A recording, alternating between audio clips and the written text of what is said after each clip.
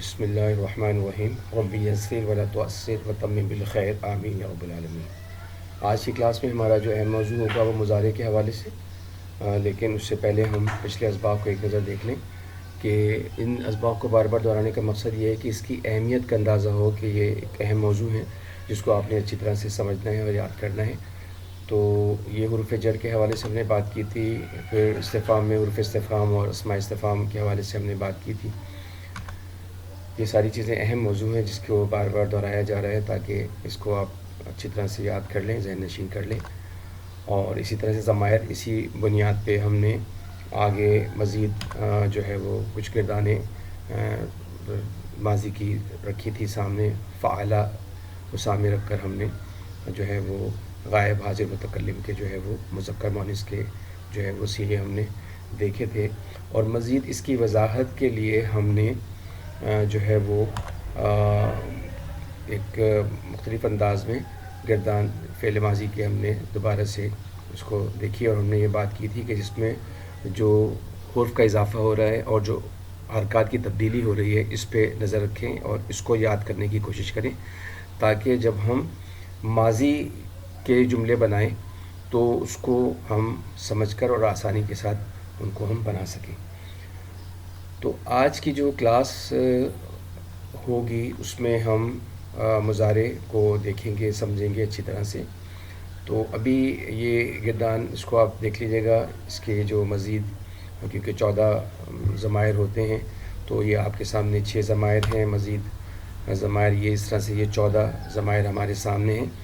تو اس میں جو یاد کرنے والی چیز ہے، جیسے میں نے عرض کیا کہ جو حرف کا اضافہ ہو رہا ہے، جیسے یہاں پہ بھی آپ دیکھیں کہ فتح جو واحد مذکر حاضر، اس میں تا زبر تا کا اضافہ ہوا ہے، اور اسی طرح سے پھر ہم نے فتح میں جو تثنیہ مذکر حاضر میں تما کا اضافہ ہوا ہے، پھر تم ہے۔ اسی طرح سے یہ چیزیں جو ہیں وہ اس کو یاد کر لیجئے کہ کس صیغے کے ساتھ کن حرف کا اور کن حرکات کا اضافہ ہو رہا ہے۔ درمیان میں ہم نے مصدر کے حوالے سے بات کی تھی کہ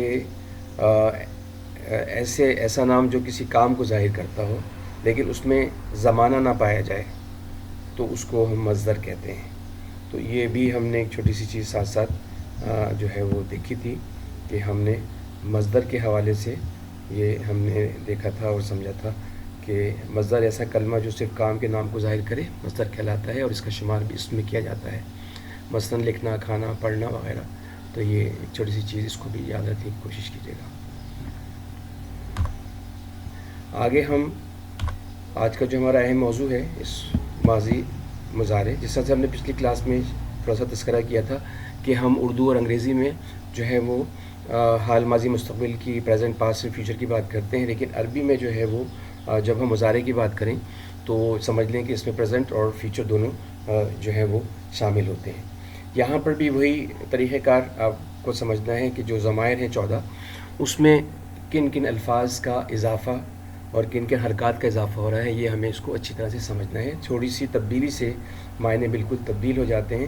تو یہ اہم بات ہے۔ اور طریقہ کار جیسے پچھلے ہم نے ماضی میں بات کی تھی کہ غائب کے حوالے سے مذکر مؤنث کے جو تین صیغے جو ہیں ہمارے سامنے، حاضر کے حوالے سے، لیکن فرق صرف یہ ہے کہ وہاں پر ہم نے ماضی کے حوالے سے بات کی تھی اور آج ہمارے سامنے جو گردانے ہیں یہ مضارع کے حوالے سے۔ مزید وضاحت کے لیے تاکہ چیز آسان ہو جائے، اس کو ہم نے اس طرح سے کیٹیگرائز کیا ہے، اور ہر وہ حرف جو شروع میں اور آخر میں جو حرکات یا حروف کے تبدیلی ہو رہی ہے اس کو ہم نے الگ الگ کیا ہے تاکہ آپ کو یہ چیز آسان ہو جائے۔ کوشش کیجیے گا کہ ان کو یاد کر لیں، اس کو سمجھنے کی کوشش کیجیے،